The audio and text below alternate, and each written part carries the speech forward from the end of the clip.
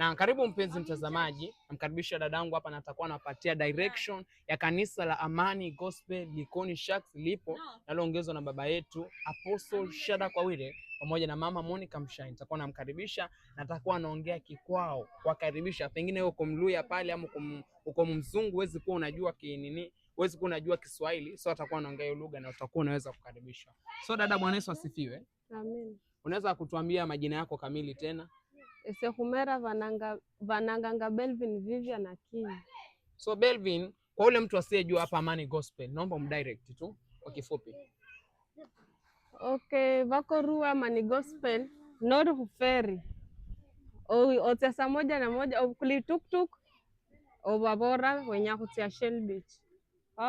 Vaka kuira Shell Beach obola wenya kutia Sharks. Wahola Sharks no ausa Sharks we masao no reva wenya kutia Amani Gospel Church Wiri.